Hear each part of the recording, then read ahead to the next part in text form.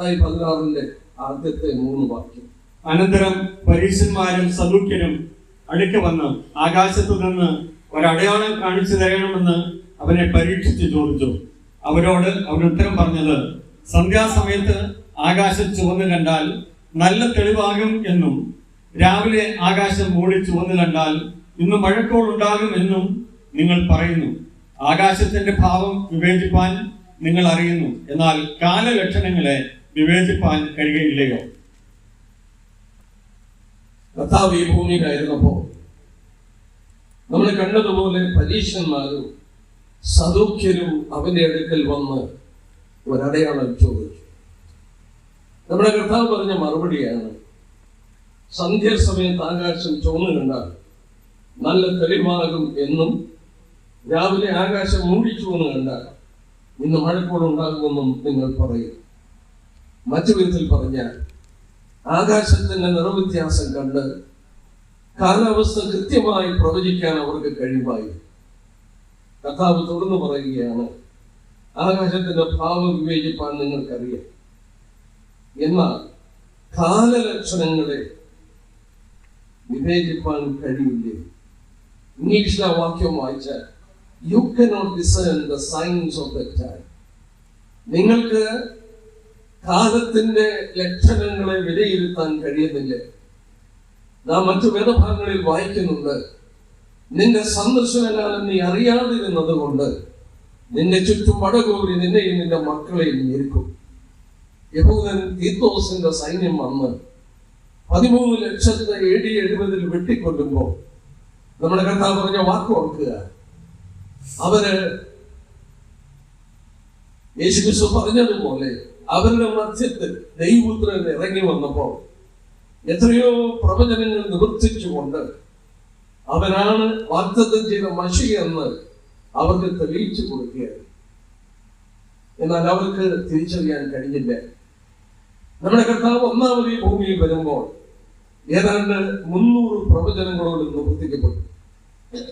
സഖറിയ 9:9 നിന്റെ രാജാവ് സൗമ്യനായി കഴുതക്കുട്ടി പുറത്തു കയറി നിന്റെ അടുക്കൽ വരുമെന്ന് പറഞ്ഞത് AD 32 ഏപ്രിൽ 6 കർത്താവ് ഒരു കഴുതക്കുട്ടിയുടെ പുറത്തു കയറി യെരുശലേമിലേക്ക് പ്രവേശിച്ചു. നാം ഇന്ന് ഹോശന്ന ഞായറാഴ്ച എന്ന് പറയുന്ന അവർ ഹോശന്ന പാടി അന്ന് കർത്താവിനെ സ്വീകരിക്കുകയുണ്ടായി. ഏതാനും ദിവസത്തിനുള്ളിൽ അവനെ ക്രൂശിച്ചു. എന്നാൽ അവര് അതിന്റെ ഫലമായി അനുഭവിച്ച പരിണിത ഫലം, അവരും അവരുടെ മക്കളും കൊല്ലപ്പെടുകയും ലോകത്തിൽ ആഗോളമായി അവർ ചിതറിക്കപ്പെടുകയും ഒക്കെ ചെയ്തതിന്റെ കാരണം യേശുക്രിസ്തുവിനെ തിരിച്ചറിയുവാൻ അവർക്ക് കഴിയാതെ വന്നതുകൊണ്ടാണ്. കർത്താവ് അവിടെ ഒരു ചോദ്യം ചോദിച്ചു, you cannot discern the signs of the times. കാലത്തിന്റെ അടയാളം നിങ്ങൾക്ക് വിലയിരുത്തിക്കൂടെ എന്ന് ചോദിച്ചു. ഞാൻ ഇങ്ങനെ പറയാറുണ്ട്, യേശുക്രിസ്തു ഒന്നാമത് ഭൂമിയിൽ വന്നപ്പോൾ ഒരു പ്രവചനം നിവർത്തിക്കപ്പെട്ടെങ്കിൽ രണ്ടാമത് അവൻ വരുന്നത് പ്രവചനത്തിന്റെ ഏറ്റവും പ്രധാനപ്പെട്ട അല്ലെങ്കിൽ പ്രവചനത്തിന്റെ ഹൃദയം എന്ന് പറയുന്നത് യേശുക്രിസ്തുവിന്റെ മഹത്വ പ്രത്യക്ഷതയാണ്. ആ രണ്ടാം വരവിനുള്ള ബന്ധത്തിൽ 3 പ്രവചനങ്ങളെങ്കിലും ഒന്നാം വരവിനുള്ള ബന്ധത്തിൽ പറയുവാനായിട്ട് കഴിയും. എന്ന് പറഞ്ഞാൽ 1:3 എന്ന് പറയാം. 1:3 is the ratio. ഒന്നാം വരവിന് ഒരു പ്രവചനം ഉണ്ടെങ്കിൽ രണ്ടാം വരവിന് 3 പ്രവചനമുണ്ട്. ഒന്നാം വരവിൽ അവർക്ക് തിരിച്ചറിയാൻ കഴിയാതെ പോയതുപോലെ ഈ തലമുറയിൽ ജീവിക്കുന്നവർ യേശുക്രിസ്തുവിന്റെ വരവിനെ ലക്ഷണങ്ങൾ വിലയിരുത്തുവാൻ കടപ്പെട്ടവരാണ് എന്ന് ഞാൻ ഓർപ്പിക്കട്ടെ. ഞാൻ നിങ്ങൾ ജീവിക്കുന്ന കാലയളവ് വളരെ പ്രസക്തമായ ഒരു കാലയളവാണ്. ഇസ്രായേൽ ചുറ്റുമുള്ള രാജ്യങ്ങളോട് യുദ്ധത്തിൽ ഏർപ്പെട്ടു. റഷ്യ ഉക്രൈൻ യുദ്ധത്തിൽ ഏർപ്പെട്ടുകൊണ്ടിരിക്കുകയാണ്. അമേരിക്കയിൽ ട്രംപ് ഭരണത്തിലേക്ക് വീണ്ടും കടന്നു വന്നു. ലോകത്തിൽ എന്ത് സംഭവിക്കും എന്ന് അറിയാതെ വലിയ വലിയ മാറ്റങ്ങൾ കണ്ടുകൊണ്ട് രാഷ്ട്രീയ തലത്തിലുമൊക്കെ നമ്മൾ ശ്രദ്ധിക്കുമ്പോൾ നമുക്കറിയാം, ഇസ്രയേലിനെ ഹമാസ് കയറി ആക്രമിച്ച് 1200 പേരെ കൊന്നപ്പോൾ ഞാൻ ഇന്ന് ഓർക്കുന്നു, വാർത്തകളിൽ ഞാൻ വായിച്ചത് കുറിച്ചിട്ടു. റഷ്യയുടെ പ്രസിഡന്റ് വ്ളാഡിമിർ പുടിൻ പറയുകയുണ്ടായി, യുഎന്റെ തീരുമാനം നടപ്പാക്കാത്തതുകൊണ്ടാണ് ഈ പ്രശ്നങ്ങളൊക്കെ. ലോകരാജ്യങ്ങൾ ഒരുപോലെ പറയുന്നു, ഈ പ്രശ്നങ്ങൾക്കൊക്കെ കാരണം യുഎൻ എടുത്ത തീരുമാനം ഇസ്രായേൽ പലസ്തീൻ രാഷ്ട്രം രൂപീകരിക്കാൻ 67 അവർ പിടിച്ചെടുത്ത സ്ഥലം വിട്ടുകൊടുക്കണം. അത് വിട്ടുകൊടുക്കാത്തതുകൊണ്ടാണ് ഈ പലസ്തീൻ പ്രശ്നവും ഇതുപോലുള്ള പ്രശ്നങ്ങളുടെ എല്ലാം കാരണമെന്ന് പുടിൻ പരസ്യമായി പ്രസ്താവിച്ചു. ലോകരാജ്യങ്ങൾ ഒരുപോലെ പറയുന്നു, ഈ പ്രശ്നത്തിന് പരിഹാരം ഒരു മാർഗമേ ഉള്ളൂ, 2 സ്റ്റേറ്റ് സൊല്യൂഷൻ, 2 രാഷ്ട്രങ്ങളുടെ പരിഹാരം. ഇസ്രായേൽ രാഷ്ട്രം രൂപീകരിച്ച് അവർ രൂപീകരിക്കപ്പെട്ടു. എന്നാൽ ഈ പലസ്തീൻ രാജ്യവും അതുപോലെയുള്ള രാഷ്ട്രങ്ങളൊക്കെ അത് അംഗീകരിക്കുകയും അതുപോലെ ഒരു പലസ്തീൻ രാഷ്ട്രം രൂപീകരിക്കുകയും ചെയ്യണമെന്ന് ലോകരാജ്യങ്ങൾ മുന്നോട്ട് വെച്ചിരിക്കുന്നു. എന്നെ കേൾക്കുന്ന പ്രിയപ്പെട്ടവരോട് പറയട്ടെ, ലോകരാജ്യങ്ങൾ ഒന്നായി ഇന്ന് പറയുന്ന ഒരു കാര്യം, പലസ്തീൻ രാജ്യം ഉണ്ടാക്കണം. പലസ്തീൻ രാജ്യം ഉണ്ടാക്കണമെങ്കിൽ നമുക്കറിയാം, 1967 ഇസ്രായേൽ പിടിച്ചെടുത്ത സ്ഥലം വിട്ടുകൊടുക്കണം. അവർ പിടിച്ചെടുത്ത സ്ഥലമാണ് വെസ്റ്റ് ബാങ്ക്. ഇസ്രായേലിന്റെ അകത്ത് കയറി കിടക്കുന്ന ഒരു സ്ഥലമാണ് വെസ്റ്റ് ബാങ്ക്. ഏതാണ്ട് ഒരു പറങ്ങണ്ടിയുടെ ഷേപ്പില് നമ്മുടെ ബൈബിളിൽ പറയുന്ന ജൂഡിയ ശമരിയ, ആ ജൂഡിയ ശമരിയ പ്രദേശമാണ് ഇസ്രായേലിന്റെ ഹൃദയഭാഗം. ആ പ്രദേശം യഹൂദൻ വിട്ടുകൊടുക്കണമെന്ന് യുഎനും തീരുമാനിച്ചു. ലോകരാജ്യങ്ങളും ഒരുപോലെ പറയുന്നു. ഇസ്രായേൽ അത് വിട്ടുകൊടുക്കുന്നില്ല. അവരുടെ സുരക്ഷിതമോർത്തിട്ടാണ് വിട്ടുകൊടുക്കാത്തത്. എന്താ കാരണം? വിട്ടുകൊടുത്താൽ ഇസ്രായേൽ 23 ഇസ്ലാമിക് രാജ്യങ്ങളാൽ ചുറ്റപ്പെട്ടെന്ന് മാത്രമല്ല, ആ രാജ്യത്തിന്റെ ഹൃദയഭാഗത്ത്, ആ രാജ്യത്തിന്റെ അന്തർഭാഗത്ത് ഒരു പലസ്തീൻ രാജ്യം രൂപീകരിച്ചാൽ നമ്മൾ ഓർക്കണം, പിന്നെ ഇസ്രായേലിന്റെ മെഡിറ്ററേനിയൻ കടലും ഈ പലസ്തീൻ രാജ്യവും തമ്മിലുള്ള അകലമെന്ന് പറഞ്ഞാൽ 6 മൈലേ കാണത്തുള്ളൂ.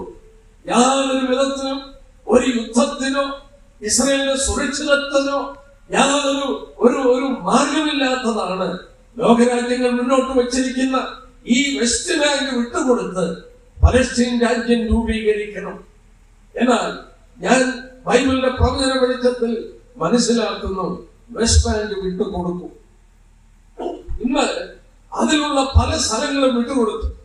ഉദാഹരണമായിട്ട് ബേത്ലഹേം, എരിഹോ, ഹെബ്രോൻ ഇങ്ങനെയുള്ള സ്ഥലങ്ങൾ, വേദപുസ്തകത്തിന്റെ പ്രാധാന്യതയുള്ള സ്ഥലങ്ങൾ. യേശുക്രിസ്തു ജനിച്ച ബേത്ലഹേം, ദാവീദിന്റെ പട്ടണമായ ബേത്ലഹേം, അതൊന്നും ഇന്ന് യഹൂദന്റെ കയ്യിലല്ല, പലസ്തീനുകളുടെ കയ്യിൽ ഓൾറെഡി കൊടുത്തു കഴിഞ്ഞു. പലസ്തീൻ രാഷ്ട്രമായില്ല. പലസ്തീൻ അതോറിറ്റി, പലസ്തീൻ അധികാരികൾ എന്നാ പറയുന്നത്. പലസ്തീൻ രാജ്യമുണ്ടാക്കിയിട്ടില്ല. അത് വളരെ നമുക്ക് ചിന്തിക്കാൻ കഴിയുന്നവരി കോംപ്ലിക്കേറ്റഡ് ആയിട്ടുള്ള ഒരു പ്രയാസം നിറഞ്ഞ ഒരു പ്രത്യേക ഒരു രാഷ്ട്രീയ മണ്ഡലമാണ്. എന്നാൽ ആ വിഷയത്തിന്റെ ഉള്ളിലേക്ക് കടക്കുന്നതിന് മുമ്പ് ഇസ്രായേൽ മടങ്ങി വന്നു എന്നുള്ളത് സത്യമാണ്. ബൈബിളിന്റെ പ്രവചനങ്ങളുടെ കാതൽ എന്ന് പറഞ്ഞാൽ, ഞാനിങ്ങനെ തുറന്നു പറയട്ടെ, ഇസ്രായേൽ രാഷ്ട്രം മടങ്ങി വരാതെ വേദപുസ്തകത്തിന്റെ അന്ത്യകാല പ്രവചനങ്ങളിൽ ഒരെണ്ണം പോലും നടക്കില്ല. അവസാന കാലത്ത് യേശുക്രിസ്തുവിന്റെ മടങ്ങി വരവിനോടുള്ള ബന്ധത്തിൽ നിവർത്തിക്കപ്പെടേണ്ട പ്രവചനങ്ങൾ എല്ലാം നിവർത്തിക്കപ്പെടുന്നത് ഇസ്രായേൽ മടങ്ങി വന്ന് ഒരു രാജ്യമായി തീരുമ്പോഴാണ്. നമുക്കറിയാം, AD 70 രാജ്യമില്ലാതെ ലോകത്തിൽ അവരെ ചിതറിച്ചു കളഞ്ഞു, ആഗോളമായി ചിതറിച്ചു കളഞ്ഞു. രാജ്യം ഉണ്ടാക്കുക എന്നുള്ളത് അസാധ്യമായി മാറി. അവർക്ക് രാജ്യമുണ്ടാക്കും എന്നുള്ളത് ലോക ചിന്തകന്മാരോ ജ്ഞാനികളോ യഹൂദന്മാരോ ക്രിസ്ത്യാനികളോ ലോകത്തിലുള്ള വൈജ്ഞാനികളോ ആരും ചിന്തിച്ചില്ല. ഇസ്രായേൽ ഒരു രാജ്യമായി തീരും, ഉണ്ടാക്കാൻ സാധ്യമല്ല.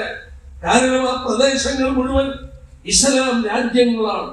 അവരുടെ മധ്യത്തിൽ ഒരു യഹൂദന്റെ രാജ്യം പറന്നു വീഴുന്നത് അവരനുവദിക്കില്ല, സാധ്യമല്ല.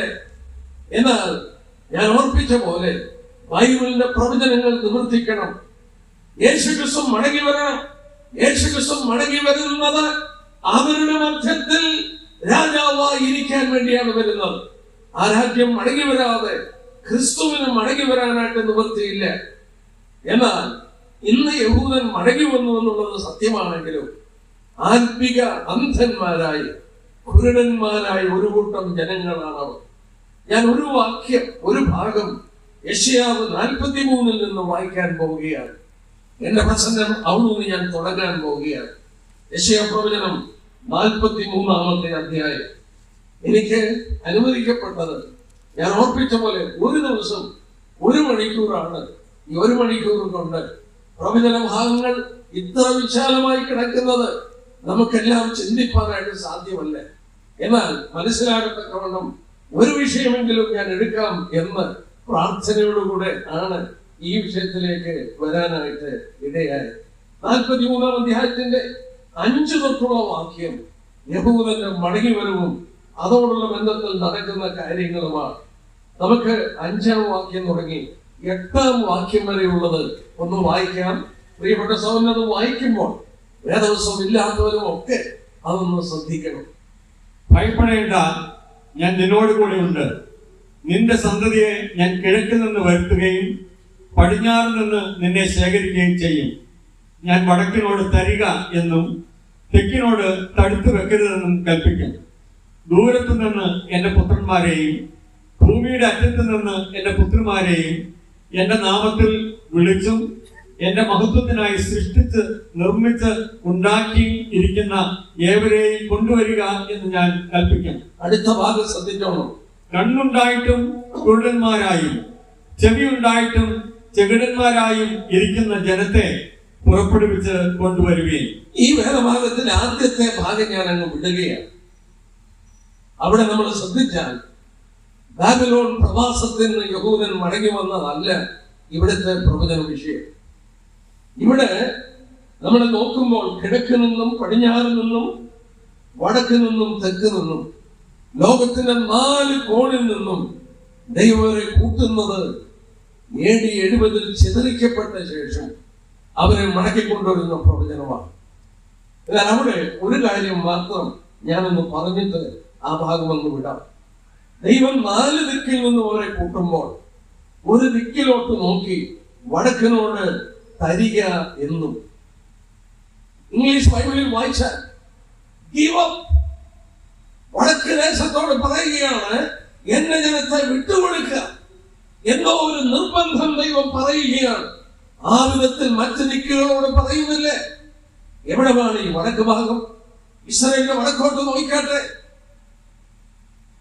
ഇസ്രായേലിന്റെ വടക്കാണ് റഷ്യ. റഷ്യയില് ഉള്ള യഹൂദനെ വിട്ടുകൊടുക്കില്ലായിരുന്നു. എന്നാൽ ദൈവം പറയുകയാണ് അവരെ കൂട്ടിവരുത്തുന്ന കാലഘട്ടത്തിൽ സ്വർഗത്തിലെ ദൈവം പറയുകയാണ് ജീവിതമോ അവരെ തരിക എന്ന് കൽപ്പിക്കുമ്പോൾ നിങ്ങൾ ഓർക്കുക, റഷ്യയിൽ കമ്മ്യൂണിസം തകർന്നു, USSR തകർന്നു, അവിടെ നിന്ന് പല രാജ്യങ്ങൾ പുതുതായി ഉണ്ടായി. അന്ന് യഹൂദൻ അവിടെ നിന്ന് അവന്റെ മാതൃരാജ്യമായി ഇസ്രായേലിലേക്ക് മടങ്ങിപ്പോകുവാൻ ഗോർബച്ചോവിന്റെ കാലഘട്ടത്തിൽ അധിക അവസരം ഒരുക്കി കൊടുത്തു. അതും നിവർത്തിക്കപ്പെട്ടിട്ട് 4 ദിക്കിൽ നിന്നും അവരെ കൂട്ടിവരുത്തി അവരുടെ പിതാക്കന്മാർക്ക് കൊടുത്ത സ്ഥലത്ത് തന്നെ അവരെ കൊണ്ടുവന്നു. അത് വസ്തുതയാണ്. ഞാൻ അതിന്റെ വിശദീകരണത്തിലേക്ക് ഇനി പോകുന്നില്ല. എന്നാൽ ഇവരുടെ ആത്മിക നിലവാരം ദൈവം ചൂണ്ടിക്കാണിച്ചു. നോക്കിയാട്ടെ, അതിന്റെ 8-ാം വാക്യത്തിൽ വായിക്കുന്നു, കണ്ണുണ്ടായിട്ട് കുരുടന്മാരായി ചെവിയുണ്ടായിട്ട് ചെകിടന്മാരായി ഇരിക്കുന്ന ജനം. ഈ യഹൂദൻ ആരാണ്? ആത്മിക ചെകിടന്മാരും ആത്മിക കുരുടന്മാരുമാണ്. എന്ന് പറഞ്ഞാൽ ദൈവവചനം കേൾപ്പാൻ അവരുടെ കാതുകളില്ല, ദൈവവചനം തിരിച്ചറിയുവാൻ അവർക്ക് കണ്ണുകളില്ല.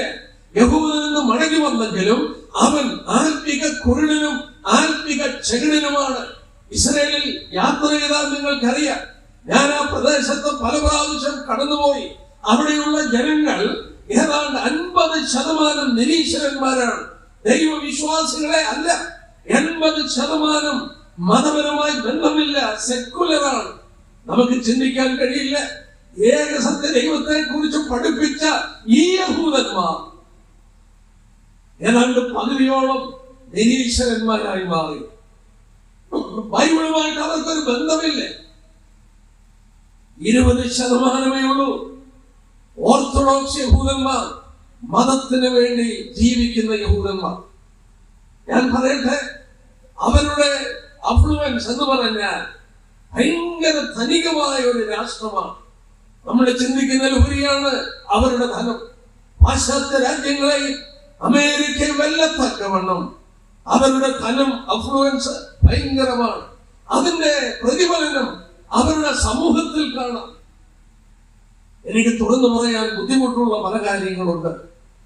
ഈ ടെലവീവ് എന്ന് പറയുന്ന പട്ടണം ഏതാണ്ട് 300 5 സ്റ്റാർ ഹോട്ടലുണ്ട്. നിങ്ങളൊന്ന് ആലോചിച്ച് നോക്കുക, കോട്ടയത്ത് ഒരു 5 സ്റ്റാർ ഹോട്ടൽ പോലും കാണില്ലേ?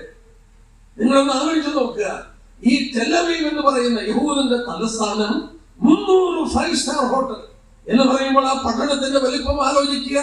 അതൊരു തീരപ്രദേശമാണ്. യോപ്പ എന്ന് പറയുന്നത് അടുത്തുള്ള സ്ഥലമാണ്.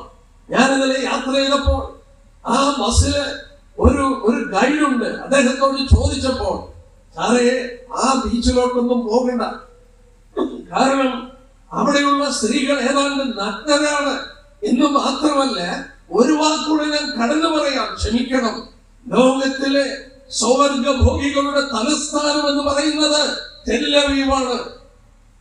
വിശ്വസിക്കാൻ കഴിയുമോ? ഇല്ലെങ്കിൽ വെളിപ്പാട് ദിവസം 11-ാം അധ്യായം എടുത്താട്ടെ. ഞാൻ അവിടെ നിന്ന് ഒന്ന് ചൂണ്ടിക്കാണിക്കാം. 2 പ്രവാചകന്മാർ, അതായത് മോശയും ഏലിയാവും കടന്നു വരും യഹോവയുടെ വലുതും ഭയങ്കരമായ നാൾ മുമ്പ്.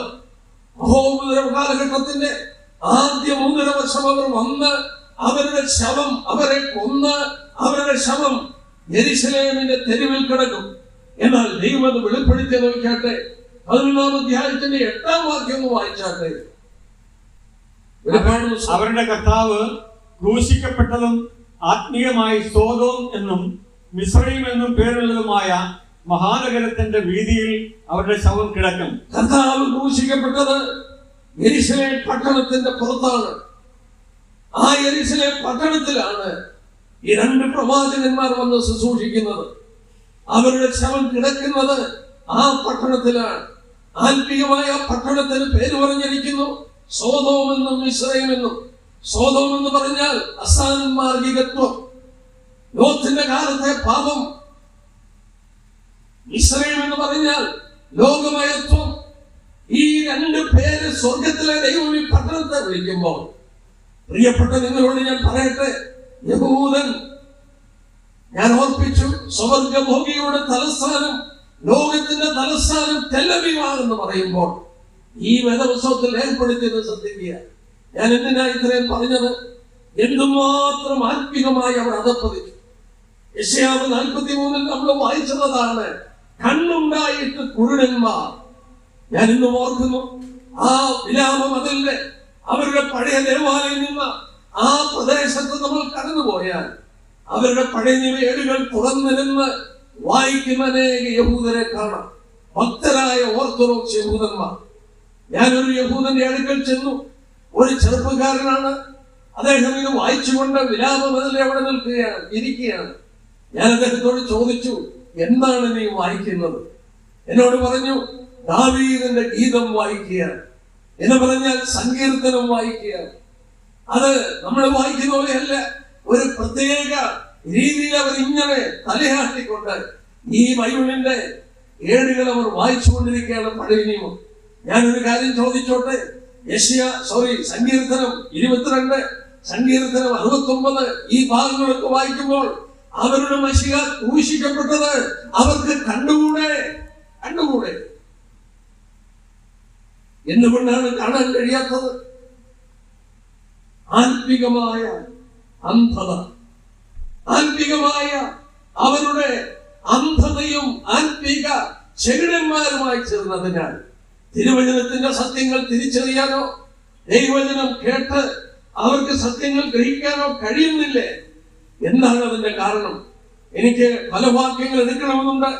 അവരുടെ മറുതലിപ്പാണ്, റിബലിയൻ. ദൈവത്തിന്റെ വാക്കുകൾ കേട്ടപ്പോൾ, പ്രവാചകന്മാർ സംസാരിച്ചപ്പോൾ അവരോട് മറുതലിച്ചു. ആ മറുതലിപ്പ് അവരുടെ ഹൃദയം കഠിനമാക്കി. ആ കടുപ്പമാണ് അവരെ ആത്മീകമായി അന്ധതയുണ്ടാക്കിയത്. എന്നാൽ പൗലോസ് ദൈവജനത്തോടൊരു കാര്യം പറയുന്നുണ്ട്. നമുക്ക് റോമലേഖനം 11-ാം അധ്യായം എടുക്കാം. നിങ്ങൾ ഓർക്കണം, റോമർ 9, 10, 11 3 അധ്യായങ്ങൾ. ഒന്നുകൂടെ പറയട്ടെ, റോമർ 9, 10, 11 ഈ 3 അധ്യായങ്ങൾ യഹൂദനെ കുറിച്ച് പറയുകയാണ്. യഹൂദനെ കുറിച്ച് പറയുമ്പോൾ ആ 11-ന്റെ 25-ാം വാക്യം നോക്കിയാട്ടെ. റോമർ 11-ന്റെ 25-ാം വാക്യം. സഹോദരന്മാരെ, നിങ്ങൾ ബുദ്ധിമാന്മാരെന്ന് നിങ്ങൾക്ക് തന്നെ തോന്നാതിരിക്കാൻ ഈ രഹസ്യം അറിയാതിരിക്കരുത് എന്ന് ഞാൻ ആഗ്രഹിക്കുന്നു. ജാതികളുടെ പൂർണ്ണസംഖ്യ ചേരുവോളം ഇസ്രായേലിന് അംശമായി കാഠിന്യം ഭവിച്ചിരിക്കുന്നു. ജാതികളുടെ പൂർണ്ണസംഖ്യ ചേരുന്നത് വരെ യഹൂദൻ അംശമായ കാഠിന്യം. എന്താ വാക്യത്തിന്റെ അർത്ഥം? ഇംഗ്ലീഷിൽ വായിച്ചാൽ പാർഷ്യൽ ബ്ലൈൻഡ്നസ്, ഭാഗികമായ അന്ധത പിടിച്ചിരിക്കുകയാണ് എന്നുവരെയാണ് ജാതികളുടെ പൂർണ്ണസംഖ്യ ചേർന്നത്. പ്രവചനങ്ങൾ പഠിക്കുന്നവർക്ക് അറിയാം. റോമലേഖനം 11-ന്റെ 15 വായിക്കുന്നുണ്ട്, അവരുടെ ഭ്രംശം, യഹൂദന്റെ ഭ്രംശം ലോകത്തിലെ ജാതികളുടെ നിരപ്പിന് കാരണമായി. അപ്പോസ്തലപ്രവൃത്തി 15-ാം അധ്യായം 13-ാം അധ്യായം നോക്കിയാട്ടെ, അതിന്റെ 46-ാം വാക്യം നോക്കിയാട്ടെ. അപ്പോസ്തലപ്രവൃത്തി 13-ന്റെ 46. പൗലോസും ബർന്നബാസും ധൈര്യമുണ്ട് യഹൂദന്മാരോട് പറയുന്ന വാക്കാണ്. ദൈവം അപ്പോൾ പൗലോസും ബർന്നബാസും ധൈര്യം കൊണ്ട് ദൈവവചനം ആദ്യം നിങ്ങളോട് പറയുന്നത് ആവശ്യമായിരുന്നു. എന്നാൽ നിങ്ങൾ അതിനെ തള്ളി നിങ്ങളെ തന്നെ നിത്യജീവന് അയോഗ്യർ എന്ന് വിധിച്ചു കളയുന്നതിനാൽ ഇതാ ഞങ്ങൾ ജാതികളിലേക്ക് തിരിയുന്നു. യേശുക്രിസ്തു വന്നത് യഹൂദന്റെ മധ്യത്തിലാണ്. യേശുക്രിസ്തു ശിഷ്യന്മാരെ അയക്കുന്നത് യഹൂദന്റെ മധ്യത്തിലാണ്. ജാതികളുടെ അടുക്കൽ പോയില്ലേ? മത്തായിയുടെ സുവിശേഷം 10-ാം അധ്യായം എടുക്കുമ്പോൾ കർത്താവ് ശിഷ്യന്മാർക്ക് കൽപ്പന കൊടുക്കുന്നുണ്ട്, നിങ്ങൾ ശമര്യരുടെ പട്ടണങ്ങളിലോ ജാതികളുടെ അടുക്കലോ നിങ്ങൾ പോകരുത്, കാണാതെ പോയി ഇസ്രായേൽ ഗൃഹത്തിന്റെ അടുക്കൽ തന്നെ പോകണം. കർത്താവ് പറഞ്ഞു, എന്നെ അയച്ചിരിക്കുന്നത് കാണാതെ പോയി ആടുകളുടെ അടുക്കലേക്കാണ്, യഹൂദന്റെ മധ്യത്തിലാണ് അവന്റെ ശുശ്രൂഷ. ശിഷ്യന്മാരെ അങ്ങോട്ടാണ് പറഞ്ഞയച്ചത്. അവൻ സ്വന്തത്തിലേക്ക് വന്നു. യോഹന്നാൻ 1-ാം അധ്യായത്തിൽ രേഖപ്പെടുത്തി. എന്റെ പ്രിയപ്പെട്ടവരോട് ഞാൻ പറയട്ടെ, അവന് അത് തിരസ്കരിച്ചു. പൗലോസ് പറഞ്ഞ പോലെ ദൈവവചനം ആദ്യം നിങ്ങളോട് പറയേണ്ടത് ആവശ്യമായിരുന്നു. നിങ്ങളതിനെ തള്ളി നിത്യജീവൻ അയോഗ്യരെന്ന് വിധിച്ചു കളഞ്ഞതിനാൽ ഇതാ ഞങ്ങൾ ജാതികളിലേക്ക് തിരിയുന്നു. ഓ ഭാഗ്യവശാൽ നമുക്ക് രക്ഷിക്കപ്പെടുവാൻ അവസരം ലഭിച്ചു. ഞാനിങ്ങനെ പറയാറുണ്ട്, നവോമിയും എലിമേലേക്കും ഒക്കെ ആ ബേത്ലഹേമിന്റെ ആ പട്ടണത്തിൽ നിന്ന് അവര് ദൂരദേശത്തേക്ക് പോയി, മോവാബിലേക്ക് പോയി. അവര് അവിശ്വസ്തത കാണിച്ച് മോവാബിൽ പോയതിന്റെ ഫലമായി എന്ത് സംഭവിച്ചു? മരണമൊക്കെ സംഭവിച്ചു. എന്നാൽ ഒരു പുറജാതിക്കാരത്തി റൂത്ത്, അവൾ വിശ്വാസത്തിലേക്ക് വരാനിടയായി മാറി. യോസേഫിനെ സഹോദരന്മാർ തല്ലിക്കളഞ്ഞു. അവനെവിടെയാണെന്ന് അറിയില്ലേ, അവൻ മരിച്ചെന്ന് കരുതി. എന്നാൽ 20 വർഷം കഴിഞ്ഞ് യോസേഫിനെ അവർ തിരിച്ചറിഞ്ഞപ്പോ ഇത് ഞങ്ങളുടെ സഹോദരനാണെന്ന് തിരിച്ചറിഞ്ഞപ്പോൾ വേറൊരു കാര്യം കൂടി അവർ മനസ്സിലാക്കി. യോസേഫിന് പുറജാതിക്കാരത്തിയായ ഒരു ഭാര്യ അവന്റെ വലതുഭാഗത്തുണ്ട്. എന്റെ പ്രിയപ്പെട്ടവരെ, യഹൂദൻ യേശുക്രിസ്തുവിനെ തള്ളിക്കളഞ്ഞുവെന്നാൽ ഒരിക്കൽ അവൻ തിരിച്ചറിയുന്ന ഒരു ദിവസമുണ്ട്. അന്ന് അവൻ മനസ്സിലാക്കും, അവന്റെ വലതുഭാഗത്ത് ജാതികളിൽ നിന്നെടുത്ത് ഒരു മണവാട്ടി ഉണ്ടായിരിക്കും. അത് ഞാനും നിങ്ങളുമാണ്. എത്ര അനുഗ്രഹിക്കപ്പെട്ട ഒരു അവസ്ഥയാണ് അത് ലഭിച്ചത്. അവരുടെ ഭ്രംശം ഹേതുവായി ജാതികൾക്ക് രക്ഷ വന്നുവെന്നേ ഉള്ളൂ. എന്നാൽ നമ്മൾ വായിച്ചു റോമർ 11:25 ജാതികളുടെ പൂർണ്ണസംഖ്യ ചേർന്നു എന്ന് പറഞ്ഞാൽ അതിന്റെ അർത്ഥം എന്താണ്? ദൈവസഭയിൽ എത്ര പേരുണ്ടെന്നുള്ളത് സ്വർഗത്തിലെ ദൈവത്തിനറിയാം. എത്ര പേരുണ്ട്. ദൈവത്തിന് അതിനൊരു കണക്കുണ്ട്. അതിന്റെ പൂർണ്ണസംഖ്യ ചേരുന്നത് വരെ യഹൂദന്റെ കണ്ണു തുറക്കില്ല. അവൻ അന്ധനായി കഴിയും. എന്നാൽ ഇവന്റെ കണ്ണെങ്ങനെ തുറക്കും? ഞാൻ അടുത്തത് പറയുന്നത് ശ്രദ്ധിക്കുക. യേശു ക്രിസ്തു മടങ്ങി വരുന്നത് ഇവരുടെ മധ്യത്തിലേക്കാണ്. നമുക്ക് 1-2 വാക്യങ്ങൾ വായിക്കാം. സഖറിയാ പ്രവചനം 8-ാം അധ്യായം എന്നെടുക്കുക. സഖറിയാ പ്രവചനം 8-ാം അധ്യായം. നമ്മുടെ കർത്താവ് മടങ്ങി വരും. നാം എല്ലാവരും വിശ്വസിക്കുന്നു മടങ്ങി വരും. എന്നാൽ അവൻ മടങ്ങി വന്ന് രാജാവായി വാഴാൻ പോകുന്നത് എവിടെയാണ്? സഖറിയാ പ്രവചനം 8-ാം അധ്യായത്തിന്റെ 3-ാം വാക്യം നോക്കാട്ടെ. യഹോവ ഇപ്രകാരം അരുളി ചെയ്യുന്നു, ഞാൻ സിയോനിലേക്ക് മടങ്ങി വന്ന് യെരൂശലേമിന്റെ മധ്യേ വസിക്കും. യെരൂശലേമിന് സത്യനഗരം എന്നും സൈന്യങ്ങളുടെ യഹോവയുടെ പർവ്വതത്തിന് വിശുദ്ധ പർവ്വതം എന്നും പേർ പറയും. ഈ വാക്യം വ്യക്തമായി ഓർപ്പിക്കുന്നു. മറ്റു വേദഭാഗങ്ങൾ ഞാൻ എടുക്കാതെ പറയട്ടെ. യേശു ക്രിസ്തു മടങ്ങി വരുന്നത് സിയോനിലേക്കാണ്. അവൻ വന്ന് വസിക്കുന്നത് സിയോനിലാണ്.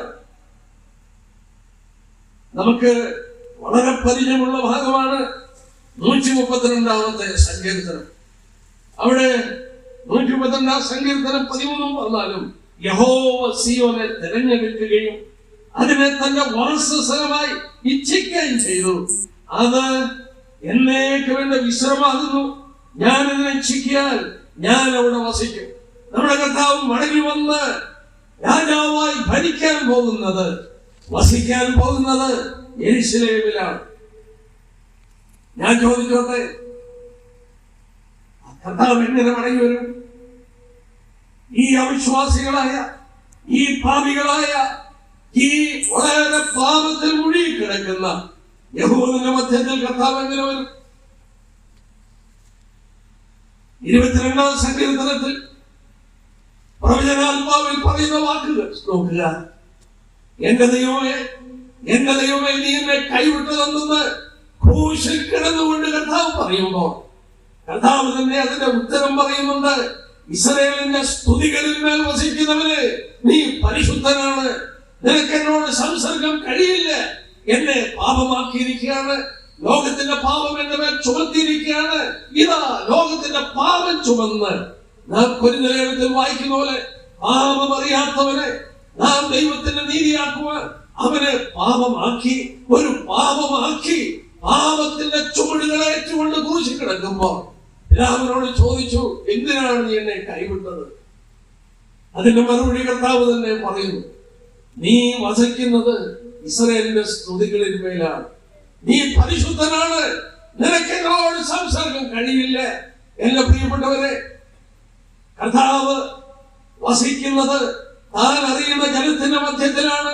ദൈവസഭ രക്ഷിക്കപ്പെട്ടവരുടെ കൂട്ടമാണ്. യേശുക്രിസ്തുവിന്റെ ചോരയാൽ കഴുകപ്പെട്ട് വീണ്ടെടുക്കപ്പെട്ട ദൈവജനമാണ്. അവരോടാണ് പറഞ്ഞത്, 2-3 പേർ എന്റെ നാമത്തിൽ കൂട്ടി യോജിപ്പിക്കപ്പെട്ടവരുടെ ഇടത്തിൽ ഞാൻ ഉണ്ടായിരിക്കും.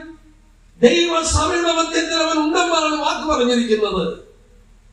അവൻ വസിക്കുന്നത് അവനെ അറിഞ്ഞ ജനത്തിന്റെ മധ്യത്തിലാണ്. അവൻ വസിക്കുന്നത് വിശുദ്ധന്മാരുടെ മധ്യത്തിലാണ്. യേശുക്രിസ്തു ക്രൂശിൽ കൈവിടപ്പെടുന്നത് അവനെ പാപമാക്കി കഴിഞ്ഞപ്പോൾ പിതാവിന് അവനോട് സംസർഗം സാധ്യമല്ല. എന്നാൽ ഇന്ന് രാത്രി ഞാൻ പറയട്ടെ, അവൻ മടങ്ങി വന്ന് ഇസ്രായേലിന്റെ മധ്യത്തിൽ വസിക്കും. സിയോനെ അവൻ തെരഞ്ഞെടുത്തു, സിയോനെ അവൻ ഇച്ഛിച്ചു, സിയോൻ അവന്റെ വാസസ്ഥലമാണ്. അവൻ മടങ്ങി വരുന്നത് അവിടെയാണ്. എങ്ങനെ മടങ്ങി വരും? എങ്ങനെ മടങ്ങി വരും? ഈ യഹൂദൻ മാനസാന്തരപ്പെടാതെ, അവൻ വിശുദ്ധനായി മാറാതെ കർത്താവ് എങ്ങനെ മടങ്ങി വരും? മടങ്ങി വരാൻ കഴിയില്ല. ഞാനൊരു പ്രധാന വാക്യം വായിക്കുകയാണ്. ഹോശേയ പ്രവചനം ഒന്ന് എടുത്താട്ടെ. ഹോശേയ പ്രവചനം, പ്രവചനാത്മാവിൽ യേശുക്രിസ്തു തന്നെ അവനോട് സംസാരിക്കുന്ന വാക്കുകളാണ്. ഹോശേയ പ്രവചനം 5. എന്നെ കേൾക്കുന്ന എല്ലാവരും അതൊന്ന് ശ്രദ്ധിക്കണേ. അവിടെ നമുക്കറിയാം കർത്താവ് എപ്പോഴാണ് വരുന്നതെന്ന് അവിടെ നമുക്ക് മനസ്സിലാക്കാൻ കഴിയുന്നുണ്ട്. ഹോശേയ 5:15 വായിച്ചാട്ടെ. അവർ കുറ്റം ഏറ്റുപറഞ്ഞ് എന്റെ മുഖം അന്വേഷിക്കുവോളം ഞാൻ മടങ്ങിപ്പോയി എന്റെ സ്ഥലത്തിരിക്കും. കഷ്ടതയിൽ അവർ എന്നെ ജാഗ്രതയോടെ അന്വേഷിക്കും. യഹൂദരോട് പറയുകയാണ്, ഒരിക്കൽ അവൻ പറഞ്ഞു, ഞങ്ങൾക്ക് അവനെ വേണ്ട, അവനെ ക്രൂശിക്ക, ഞങ്ങൾക്ക് വേണ്ടിയത് ബർബാസിനെയാണ്. ബർബാസിനെ അവർ തെരഞ്ഞെടുത്തു. പീലാത്തോസ് വന്ന് ചോദിച്ചു, നിങ്ങൾക്ക് ആരെ വേണം? ഈ കൊലപാതകൻ, ഈ കുറ്റവാളിയായ ബർബാസിനെ വേണമോ? ഇവനിൽ ഒരു കുറ്റവും ഞാൻ കാണുന്നില്ല, ഇവനെ വേണോ? അവരുടെ വായിൽ പറഞ്ഞു, ഇല്ല, ഞങ്ങൾക്ക് വേണ്ടിയത് ബർബാസിനെയാണ്. യേശുവിനെ ഞാൻ എന്ത് ചെയ്യണം? ക്രൂശിക്ക, ക്രൂശിക്ക. അവർ ആർത്തട്ടഹസിച്ചു. അവർക്ക് കർത്താവിനെ വേണ്ട.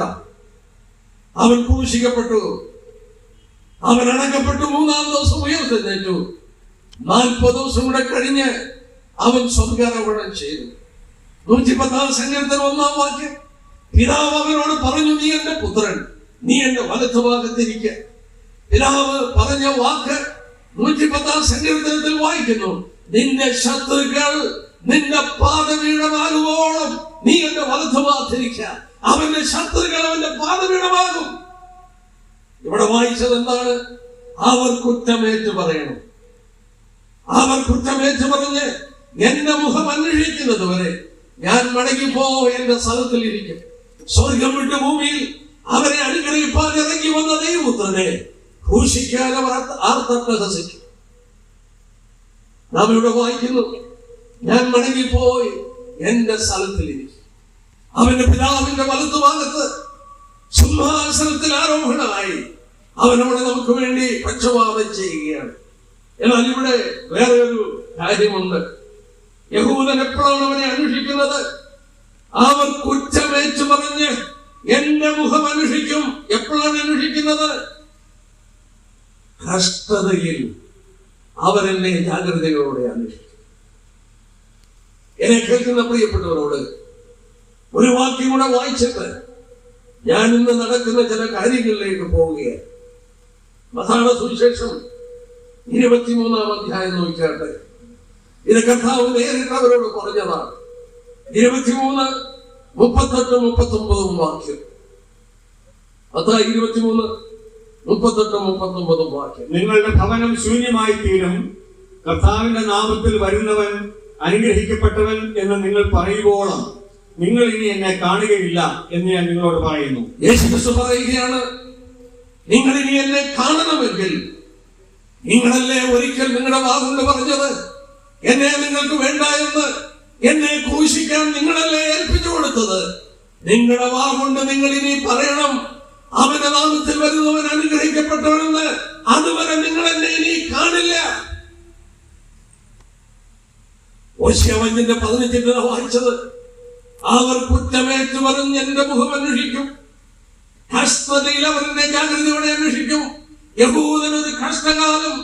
എന്റെ പ്രിയപ്പെട്ട കേൾവിക്കാരെ, ഈ ലോകം അതിനായി ഒരുക്കപ്പെട്ടു കഴിഞ്ഞു. ദൈവത്തിൽ പറഞ്ഞ പോലെ യഹൂദനെ ഒരു തീച്ചൂളയിൽ കടത്താൻ വേണ്ടി കാര്യങ്ങൾ ഒരുക്കപ്പെട്ടു കഴിഞ്ഞു. വളരെ വ്യക്തമായി ദൈവജനത്തിലൂടെ അത് ഗ്രഹിക്കാൻ കഴിയുന്നുണ്ട്. നാം ഈ വേദഭാഗം നമ്മൾ ശ്രദ്ധിക്കുമ്പോൾ ഞാനൊരു കാര്യം ഓർപ്പിക്കട്ടെ. ഇനിയും നടക്കേണ്ടത് ഈ വിഷയമാണ്. ഒരു നിമിഷം യെരമ്യാ പ്രവചനം 30-ാം അധ്യായത്തിലേക്കൊന്ന് കടന്നു വരാം. അവിടെ ഏതാണ്ട് 2500 വർഷം മുമ്പ് പ്രവാചകനോട് ദൈവം പറയുകയാണ്, ഞാൻ ഈ പറയുന്ന വാക്കുകൾ നീ ഒരു പുസ്തകത്തിൽ എഴുതി വെക്കണം. എന്നിട്ട് ദൈവം പറഞ്ഞ വാക്കെന്താണെന്നറിയാമോ? 3-ാം വാക്യം നോക്കി, ഞാൻ ഇസ്രായേലും യഹൂദയുമായ എന്റെ ജനത്തിന്റെ പ്രവാസം മാറ്റുവാനുള്ള കാലം വരുമെന്ന് യഹോവയുടെ അരുളപ്പാട്. ഞാൻ അവരുടെ പിതാക്കന്മാർക്ക് കൊടുത്ത ദേശത്തേക്ക് അവരെ മടക്കി വരുത്തും, അവർ അതിനെ കൈവശമാക്കും എന്ന് യഹോവയുടെ അരുളപ്പാട്. യെസ്, ഇവിടെ ഞങ്ങളെ കേൾക്കുന്ന നിങ്ങൾ ആരുമായിക്കൊള്ളട്ടെ, ഈ ശബ്ദപരിധിക്കുള്ളിൽ ഞങ്ങളെ പലരും ശ്രദ്ധിക്കുന്നുണ്ട്, ഈ മീഡിയയിലൂടെ പലരും കേൾക്കുന്നുണ്ട്. പ്രിയപ്പെട്ട നിങ്ങളോട് ഒരു കാര്യം പറയട്ടെ. 2500 വർഷം മുമ്പ് പ്രവാചകനിലൂടെ ദൈവം രേഖപ്പെടുത്തി വെച്ചു, ചരിത്രത്തിൽ ഒരു കാലം വരും. അവിടെ നോക്കട്ടെ, എന്റെ ജനത്തിന്റെ പ്രവാസം മാറ്റുവാനുള്ള ഒരു കാലം വരും. A time will come.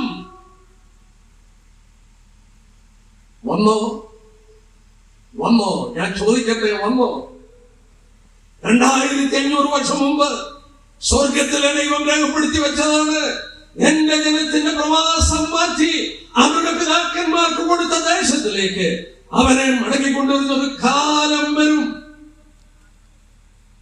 തീർന്നല്ലേ? 32-ാം അധ്യായം നോക്കി. നമുക്ക് ഈ 30-ാം അധ്യായത്തിൽ വരണം. ഞാൻ അവിടെ ഒരു വിരൽ വെച്ചുകൊണ്ടാണ് 32-ാം അധ്യായത്തിൽ പോകുന്നത്. 32-ാം അധ്യായത്തിന്റെ 37-ാമത്തെ വാക്യം നോക്കി.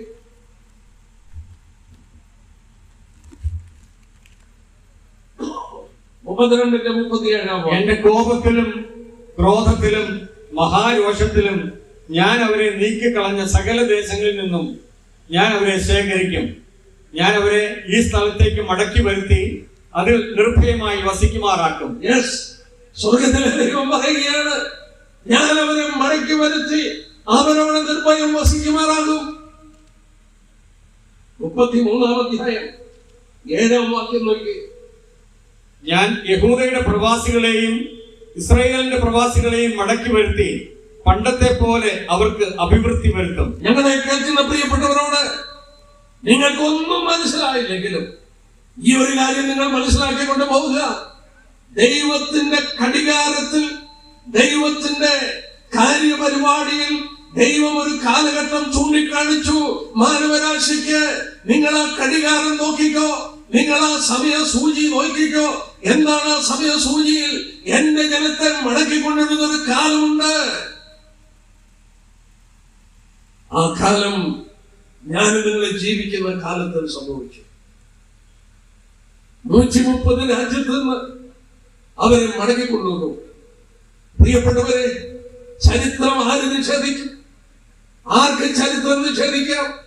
ആർക്ക് സംഭവങ്ങൾ നിഷേധിക്കാം? പ്രിയപ്പെട്ട നിങ്ങളോട് ഞാൻ ചോദിക്കട്ടെ, ബൈബിള് സത്യമാണ്. ബൈബിളിന്റെ പ്രവചനങ്ങൾ ദൈവത്തിന്റെ കൈവപ്പാണ്, അവന്റെ വചനമാണെന്ന് തെളിയിച്ചു തരികയാണ്. ഇതിനെ നിഷേധിക്കരുത്. ഇത് നിസ്സാരമല്ലേ?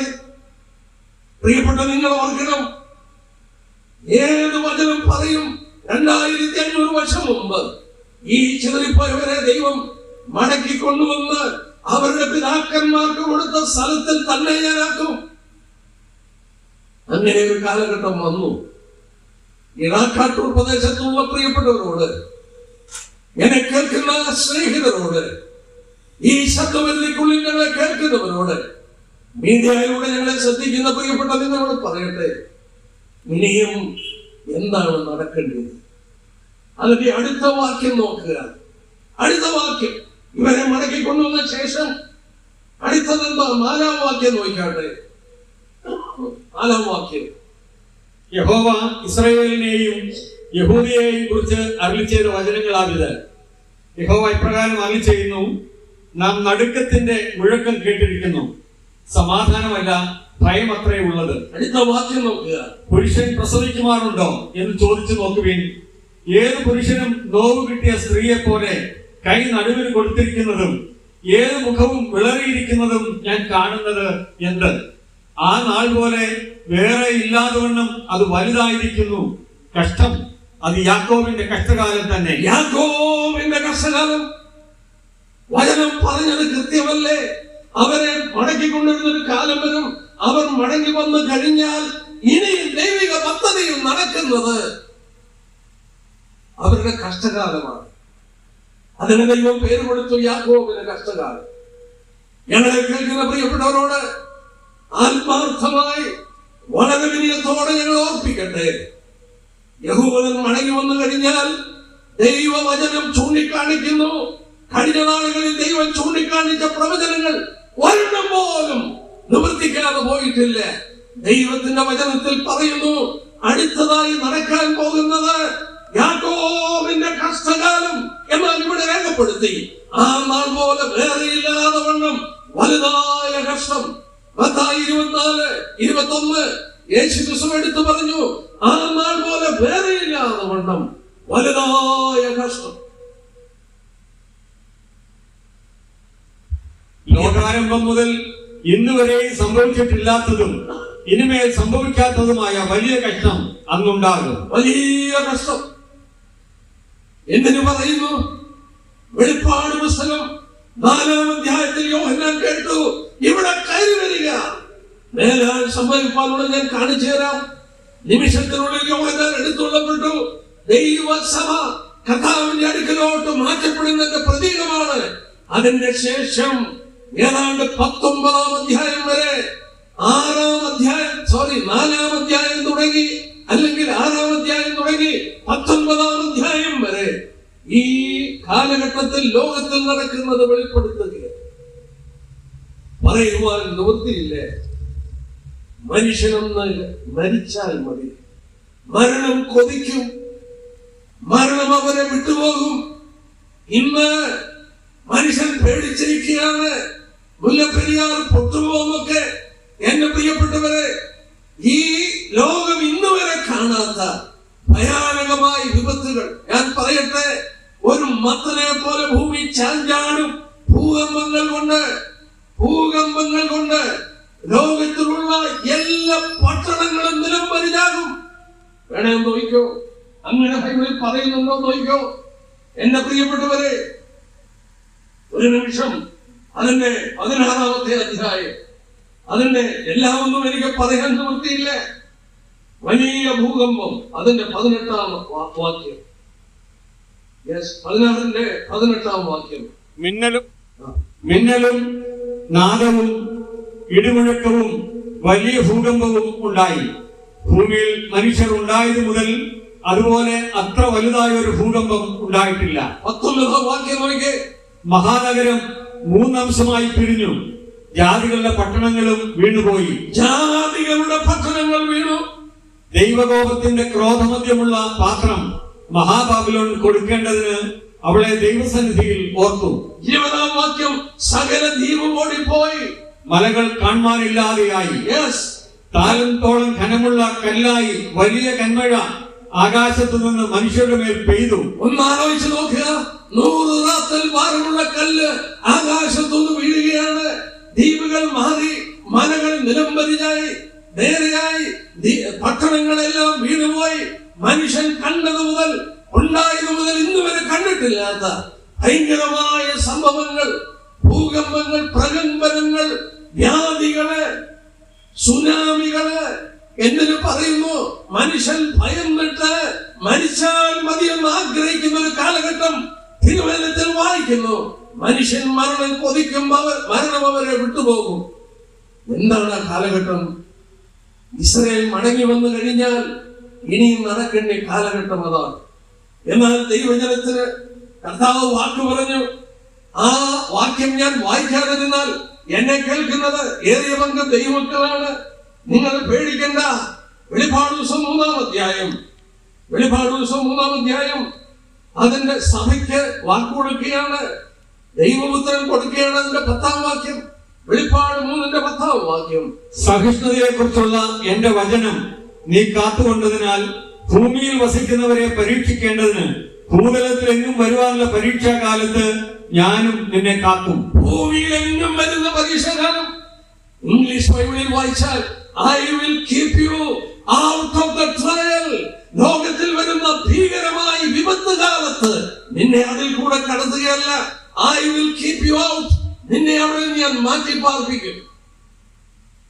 മധ്യാകാശത്തിൽ അവൻ ഇറങ്ങി വന്നിട്ട് വിളിക്കും നമ്മളെ, കയറി വരാൻ പറയുമ്പോൾ നാമൊക്കെ പ്രാക്കളെ പോലെ പറന്നുയരും. അവന്റെ സനിലോട്ട് നാം എടുത്തുകൊള്ളപ്പെടും. അതിന്റെ ശേഷം മാത്രമേ ഭൂമിയിൽ ഈ സംഭവങ്ങൾ നടക്കുകയുള്ളൂ. ഒരു കാര്യം കൂടെ ഞാൻ ഓർപ്പിക്കാം. ഒരു വലഞ്ഞുപോയ ഒരു മനുഷ്യനുണ്ട്, നീതിമാൻ, ലോത്ത്. അവൻ നീതിമാനാണെന്ന് പത്രോസ് രേഖപ്പെടുത്തിയില്ല എന്നെങ്കിൽ നമ്മളൊക്കെ പറഞ്ഞേനെ അവൻ നരകത്തിൽ പോകുമെന്ന്. എന്നാൽ പത്രോസ് രേഖപ്പെടുത്തി വെച്ചു നീതിമാനായ ലോത്ത്. ആ നീതിമാനായ ലോത്ത് സോദോം തീ കൊണ്ട് ദഹിപ്പിക്കുമ്പോൾ ദൂതൻ കടന്നു എന്ന് പറഞ്ഞതെന്താ? നീ ഇവിടെ നിന്ന് പോകുവോളം എനിക്കൊന്നും ചെയ്യാൻ കഴിയില്ല. പട്ടണം നശിപ്പിക്കാൻ വന്നതാണ്. ഒരു നീതിമാന്റെ സാന്നിധ്യം ന്യായവിധി വരാതിരിക്കുകയാണ്. അങ്ങനെയാണെങ്കിൽ സോദോം ഗോമോറ നശിപ്പിക്കാതെ ഒരു നീതിമാന്റെ സാന്നിധ്യം സൂക്ഷിച്ചു. അവൻ സോദോം വിട്ടു, ന്യായവിധി വന്നു. ദൈവജനം നമ്മളിവിടെ ഉണ്ട്. പാവപ്പെട്ട കുറെ ദൈവജനം നമ്മളിവിടെ ഉള്ളത് കൊണ്ട് ഇവിടെയുള്ള ദുഷ്ടന്മാരും സുഖമായി ജീവിക്കുന്നു. നമ്മളിവിടെ നിന്നും മാറ്റപ്പെടും. ഇവിടെ കയറി വരാൻ പറയുമ്പോൾ ലോത്തിനെ പുറത്താക്കിയതുപോലെ നോഹയും കുടുംബത്തെ പെട്ടകത്തിൽ കയറ്റിയ ശേഷം ജലപ്രളയം വന്ന പോലെ നമ്മെ മധ്യാകാശത്തിലേക്ക് എടുത്തുകൊള്ളപ്പെട്ട ശേഷം ഈ ഭൂമിയിൽ ഭയാനകമായ വിപത്ത് വരും. അതാണ് യാക്കോബിന്റെ കഷ്ടകാലം. ഓശിയ 5:15 വായിച്ചത് എന്താണ്? അവരുടെ കഷ്ടതയിൽ അവരെന്നെ ജാഗ്രതയോടെ അന്വേഷിക്കും. എന്നാൽ ഞാനൊരു കാര്യം ഓർപ്പിക്കട്ടെ, യഹൂദനിൽ 2/3 മരിച്ചു പോകും. അങ്ങനെയൊക്കെ ബൈബിളിലുണ്ടോ? നിങ്ങൾ സക്കറിയ പ്രവചനം ഒന്നെടുത്ത് എല്ലാ ഭാഗങ്ങളും ശ്രദ്ധിപ്പാൻ നിവൃത്തിയില്ല. ആ സക്കറിയ പ്രവചനത്തിൽ പ്രവാചകൻ രേഖപ്പെടുത്തി വെച്ചിട്ടുണ്ട്. അതിന്റെ 13-ാമത്തെ അധ്യായം അതിന്റെ 8 തൊട്ടുള്ള വാക്യം നോക്കി. എന്നാൽ സർവദേശത്തിലും 2/3 ഛേദിക്കപ്പെട്ട് പ്രാണനെ വിടും, 1/3 ശേഷിച്ചിരിക്കും എന്ന് യഹോവയുടെ അരുളപ്പാട്. അവിടെ നോക്കുക, 2/3 ഛേദിക്കപ്പെടും. യഹൂദ രാഷ്ട്രത്തിന്റെ 2/3 കൊല്ലപ്പെടും, ഒരു ഭാഗമേ ശേഷിക്കുകയുള്ളൂ. യാക്കോബിന്റെ കഷ്ടകാലം. ആ കഷ്ടതയുടെ മൂർധന്യാവസ്ഥയിൽ അവരും ഉദ്യമങ്ങളിലേക്ക് നോക്കി കരയും. അന്നാണ് യേശുക്രിസ്തു മടങ്ങി വരുന്നത്. അത് മഹത്വ പ്രത്യക്ഷതയാണ്. അതിന് 7 വർഷം മുമ്പ് ഞാനും നിങ്ങൾ ഇവിടെ നിന്ന് മാറ്റപ്പെടും. എന്നാൽ ഈ രാത്രിയിൽ പ്രിയപ്പെട്ട നിങ്ങളോട് പറയട്ടെ, സഭ മാറ്റപ്പെടാതെ ഈ പ്രവചനങ്ങളൊന്നും നടക്കില്ലേ? സഭ മാറ്റപ്പെടാറായി അർത്ഥമൊന്നുമില്ലേ? എന്താ കാരണം എന്ന് ചോദിച്ചാൽ, യെരുശലേം അന്തർദേശപ്രശ്നമായി കഴിഞ്ഞു. യെരുശലേം ചരിത്രത്തിൽ ഒരിക്കലും അങ്ങനെ ഒരു പ്രശ്നമായിരുന്നില്ല. എന്നാൽ യെരുശലേം ആദ്യമായി ലോക ചരിത്രത്തിൽ പ്രശ്നമായി. ഞാനിങ്ങനെ ഓർപ്പിക്കട്ടെ, അതിന്റെ 12-ാം അധ്യായം സക്കറിയാവ് തന്നെ പ്രവാചകം ഇസ്രായേലിനെ കുറിച്ചുള്ള യഹോവയുടെ അരുളപ്പാട് 2-ാം വാക്യം, ഞാൻ യെരുശലേമിനെ ചുറ്റുമുള്ള സകല ജാതികൾക്കും ഒരു പരിഭ്രമ പാത്രമാകും. 3-ാം വാക്യത്തിന്റെ അവസാനം, ഭൂമിയിലെ സകല ജാതികളും അതിന് വിരോധമായി കൂടി വരും. ചുറ്റുമുള്ള ജാതികൾക്ക് പരിഭ്രമ പാത്രമാകും. നിങ്ങൾ ഒരു കാര്യം ഓർക്കുക, നാം വിശ്വസിക്കുന്ന പ്രസംഗിക്കുന്ന ദൈവം എത്ര വലിയവനാണ്, അവൻ എത്ര ജ്ഞാനിയാണ്. 2400 വർഷം മുമ്പ് അവൻ രേഖപ്പെടുത്തി വെച്ചു, യെരുശലേമിന്റെ ചുറ്റും കിടക്കുന്ന രാജ്യങ്ങൾ പ്രശ്നമാകും യെരുശലേം. ഈ പ്രവചനം ദൈവം രേഖപ്പെടുത്തുമ്പോൾ ലോകത്തിൽ ഇസ്ലാം ഇല്ല. പ്രവാചകൻ രേഖപ്പെടുത്തുന്നത് ക്രിസ്തുവിന് ഏതാണ്ട് 500-600 വർഷം മുമ്പാണ്. പ്രിയപ്പെട്ടവരെ, ഇസ്ലാം ഉണ്ടാകുന്നത് AD 600-ന്റെ ശേഷമാണ്. AD 622 മുഹമ്മദ് മരിക്കുന്നു, മുഹമ്മദ് നബി. AD 635 ഇസ്ലാം മധ്യപൂർവദേശത്ത് വ്യാപരിക്കുകയും യെരുശലേം അവരുടെ പുണ്യസ്ഥലമായി പ്രഖ്യാപിക്കുകയും ചെയ്തു. അതിന്റെ ചരിത്രമൊന്നും ഞാൻ എടുത്തു പറയുന്നില്ല. യെരുശലേം പുണ്യഭൂമിയായി ആർക്ക്? മുസ്ലിങ്ങൾക്ക്. ലോകത്തിലുള്ള എല്ലാ മുസൽമാനും മെക്കയും മെദീനയും കഴിഞ്ഞാൽ 3-ാമത്തെ പുണ്യഭൂമി യെരുശലേമാണ്. ദൈവത്തിൽ പറഞ്ഞു കേട്ടോ, ചുറ്റുമുള്ള ജാതികൾക്ക് ഞാൻ ഇതൊരു പരിഭ്രമ പാത്രമാക്കും, തത്തലിപ്പിൻ പാത്രമാക്കും. ഇംഗ്ലീഷിൽ വായിച്ചാൽ I will make it a cup of drunkenness, മദ്യത്തിന്റെ പാത്രമാക്കും. മദ്യം കുടിച്ചാൽ എന്ത് സംഭവിക്കും? സുബോധം നഷ്ടപ്പെടും. യെശയ്യാ പ്രവചനം 29:1 ചുറ്റുമുള്ള രാജ്യങ്ങൾ മത്തുപിടിക്കുന്നത് യെശയ്യാ പ്രവചനം 29-ാം അധ്യായത്തിൽ പറയുന്നുണ്ട്. 29-ാം അധ്യായത്തിൽ, അരിയേലേ അരിയേലേ, ദാവീദ് പാളയമിറങ്ങിയ നഗരമേ, അത് യെരുശലേമിനെ കുറിച്ചുള്ള പ്രവചനമാണ്. ആ പ്രവചനം പറഞ്ഞു വരുമ്പോൾ അതിന്റെ 9 തൊട്ടുള്ള വാക്യം നോക്കിയേ. വിസ്മയിച്ച് സ്തംഭിച്ചു പോകുകയും അന്ധത പിടിച്ച് കുരുടരായി തീരുകയും അവർ മത്തരായിരിക്കുന്നു, വീഞ്ഞുകൊണ്ടല്ലതാനും, അവർ ചാഞ്ചാടി നടക്കുന്നു മദ്യപാനം കൊണ്ടല്ലതാനും. ആ വാക്യം കണ്ടോ നിങ്ങൾ? ദൈവം ചുറ്റും കിടക്കുന്ന രാജ്യങ്ങളെ കുറിച്ച് പറയുകയാണ്. അവർ മത്ത് പിടിച്ചിരിക്കുന്നു, മദ്യം കൊണ്ടല്ല. ചാഞ്ചാടി നടക്കുന്നു, മദ്യപാനം കൊണ്ടല്ല. മത്ത് പിടിക്കുന്ന ഒരു പട്ടണം യെരുശലേം എന്ന് പറഞ്ഞാൽ മത്ത് പിടിക്കുന്നു. എന്തിനാണ് ഈ യുദ്ധങ്ങൾ?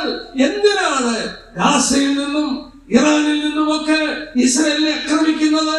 യെരുശലേമിനെ മോചിപ്പിച്ചെടുക്കാൻ അവർ വിശുദ്ധ യുദ്ധം പ്രഖ്യാപിച്ചിരിക്കുകയാണ്. മുസ്ലിം രാജ്യങ്ങളുടെ കടമയാണ് യെരുശലേം മോചിപ്പിക്കുന്നത്. അവരുടെ മൂന്നാമത്തെ പുണ്യഭൂമിയാണ്. ദൈവം പറഞ്ഞ വാക്കുകളിലെ ചുറ്റും കിടക്കുന്ന രാജ്യങ്ങൾ മത്തുപിടിക്കും. ആയോ? ഇന്നായോ? നമ്മളൊന്ന് ആലോചിക്കുക. ചുറ്റും കിടക്കുന്ന രാജ്യങ്ങൾ അത് മുസ്ലിം രാജ്യങ്ങളായി മാറിയത് AD 635. നമ്മുടെ ഒന്നത്തെ ദിവസം ഒന്ന് ആലോചിച്ചു. 1979 ലോകം ഒരു പുതിയ ഇസ്ലാം വ്യവസ്ഥിതി കണ്ടു. തീവ്രവാദം, ആയത്തുള്ള ഖൊമേനിമാരുടെ ഭരണം, മുഹമ്മദ് ഷാ ഇറാനിൽ നിന്ന് നാടുകടത്തപ്പെട്ടിട്ട് തീവ്രവാദ ഇസ്ലാം വന്നു. ലോകത്തിൽ കണ്ടോ? അവർ ബോംബുകൾ നെഞ്ചത്ത് വെച്ച് കെട്ടി പൊട്ടിച്ചാകുന്നു. അവർ ഇസ്രായേലിനെ നിഗ്രഹിക്കാൻ എന്തും ചെയ്യുന്നു. അവർ മരിക്കാൻ തയ്യാറാണ്. ഇതിവിടെ കൊണ്ട് തീരില്ല. ഡൊണാൾഡ് ട്രംപ് വന്നെന്തോ പരിഹരിക്കുമെന്ന് പറയുന്നു. പരിഹരിക്കത്തില്ല മിസ്റ്റർ ട്രംപ്. ദൈവവചനം പറയുന്നു പരിഹരിക്കപ്പെടില്ല. ഇതൊരു അഗ്നികുണ്ഡമായി കത്താൻ പോവുകയാണ്. ഇന്നെന്തുകൊണ്ട് കത്തുന്നില്ല? ഇന്നത് കത്താത്തതിന്റെ കാരണം പാവപ്പെട്ടവരെ ദൈവജനൂടെ ഉണ്ട്. അവർ മാറ്റപ്പെട്ടെങ്കിലേ നടക്കുകയുള്ളൂ. അതിന്റെ പ്രധാന കാരണം യഹൂദന്റെ ശുദ്ധീകരണം അവർക്കിട്ടമായി മാറി. ഞാൻ വേറെ ഒരു വാക്യം കാണിക്കാം. നമ്മൾ ഓർക്കണം, അവരെ യെരുശലേമിന്റെ നടുവിലിട്ടാണ് ദൈവം കൂട്ടി ഒരുക്കുന്നത്. നമുക്ക് ആ വാക്യം ഒന്ന് ശ്രദ്ധിക്കാം. യെരുശലേമിന്റെ നടുവിൽ അവർ കൂട്ടി ഒരുക്കപ്പെടും. എസെക്കിയേൽ പ്രവചനം 22-ാമത്തെ അധ്യായം. എസെക്കിയേൽ പ്രവചനം 22. എന്റെ മനസ്സിൽ പറയുവാൻ ഒരുപാട് കാര്യങ്ങൾ തിങ്ങി വീങ്ങി വരുന്നുണ്ട്. പക്ഷേ വാച്യം നോക്കുമ്പോൾ ഞാൻ എന്റെ വാക്കുകൾ വളരെ നിർബന്ധമായി നിയന്ത്രിക്കുവാൻ കടപ്പെട്ടവരുമാണ്. നിങ്ങൾ എസെക്കിയേൽ 22-ാം അധ്യായം നോക്കുക. വായിച്ചാൽ മതി, പറയുവാൻ നിവൃത്തിയില്ല. അതിന്റെ 17 തൊട്ടുള്ള വാക്യം. യഹോവയുടെ അരുളപ്പാട് എനിക്കുണ്ടായതെന്നാൽ, മനുഷ്യപുത്ര, ഇസ്രായേൽ ഗൃഹം എനിക്ക് കിട്ടമായി തീർന്നിരിക്കുന്നു. അവരെല്ലാവരും ഉലയുടെ നടുവിൽ താമ്രവും വെളുത്തീയവും ഇരുമ്പും കറുത്തീയവും തന്നെ. അവർ വെള്ളിയുടെ കിട്ടമായി തീർന്നിരിക്കുന്നു. അതുകൊണ്ട് യഹോവയായ കർത്താവ് ഇപ്രകാരം അരുളിച്ചെയ്യുന്നു, നിങ്ങൾ എല്ലാവരും കിട്ടമായി തീർന്നിരിക്കൊണ്ട് ഞാൻ നിങ്ങളെ യെരുശലേമിന്റെ നടുവിൽ കൂട്ടും. വെള്ളിയും താമ്രവും ഇരുമ്പും കറുത്തീയവും വെളുത്തീയവും ഉലയുടെ നടുവിൽ ഇട്ട് ഊതി ഉരുക്കുന്നത് പോലെ ഞാൻ എന്റെ കോപത്തിലും എന്റെ ക്രോധത്തിലും നിങ്ങളെയും കൂട്ടി ഉരുക്കും. ഞാൻ നിങ്ങളെ കൂട്ടി എന്റെ ക്രോധാഗ്നിയെ നിങ്ങളുടെ മേൽ ഊതും. അങ്ങനെ നിങ്ങൾ അതിന്റെ നടുവിൽ ഉരുകിപ്പോകും. ഉലയുടെ നടുവിൽ വെള്ളി ഉരുകിപ്പോകുന്നത് പോലെ നിങ്ങൾ അതിന്റെ നടുവിൽ ഉരുകിപ്പോകും. യഹോവയായ ഞാൻ എന്റെ ക്രോധം നിങ്ങളുടെ മേൽ പകർന്നിരിക്കുന്നു എന്ന് നിങ്ങൾ അറിയും. ഒരു വാക്ക് വിലാപങ്ങളുടെ പുസ്തകത്തിൽ നിന്ന് ഞാൻ വായിക്കുകയാണ്. വിലാപങ്ങളുടെ പുസ്തകം 4-ാം അധ്യായം. പ്രവാചകനിലൂടെ ദൈവത്തിന്റെ കണ്ണുനീര് കാണുകയാണ്. അയ്യോ, പൊന്ന് മങ്ങിപ്പോയി, നിർമ്മല തങ്കം മാറിപ്പോയി. അയ്യോ, പൊന്ന് മങ്ങിപ്പോയി, നിർമ്മല തങ്കം മാറിപ്പോയി. 2-ാം വാക്യം നോക്കിയേ. തങ്കത്തോട് തുല്യരായിരുന്ന സിയോന്റെ വിശിഷ്ട പുത്രന്മാരെ. മതി, ആ വാക്യം നിങ്ങൾ കണ്ടോ? സിയോന്റെ പുത്രന്മാർ തങ്കത്തോട് തുല്യരായിരുന്നു. അവർ വിശുദ്ധരായിരുന്നു. അവർ ദൈവത്തിന്റെ തനി തങ്കമായിരുന്നു. എങ്ങനെ നിങ്ങളുടെ മാറ്റുപോയി? ഞാൻ എന്ത് ചെയ്യും? നിങ്ങളെ യെരൂശലേമിനെ നടുവിൽ കൊണ്ടുവന്ന് ഒരുക്കും. നിങ്ങളുടെ കീഴം മാറ്റാൻ, നിങ്ങളുടെ കീട്ടം മാറ്റാൻ യെരൂശലേമിന്റെ നടുവിൽ ഞാൻ ഒരുക്കും. എന്നെ കേൾക്കുന്ന നിങ്ങൾ ആരുമായിക്കൊള്ളട്ടെ. യെരൂശലേം അന്തർദേശപ്രശമായി കഴിഞ്ഞു. പലസ്തീൻ രാജ്യം രൂപീകരിക്കും. ഞാൻ അവിടോട്ട് പോകുന്നില്ലേ. പലസ്തീൻ രാജ്യം രൂപീകരിക്കുമ്പോൾ പലസ്തീൻ രാഷ്ട്രവും അറബികളും ഒരുപോലെ ആവശ്യപ്പെടുന്നു, ലോകം ആവശ്യപ്പെടുന്നു, യെരൂശലേം വിട്ടുകൊടുക്കണം, അവരുടെ തലസ്ഥാനമായി വിട്ടുകൊടുക്കണം.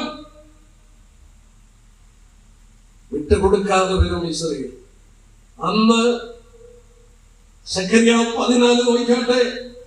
അന്ന് യെരൂശലേം പിടിക്കാൻ ആരാ വരുന്നത്? സെഖര്യാവ് 14 2-ാം വാക്യം. സെഖര്യാവ് 14 2-ാം വാക്യം.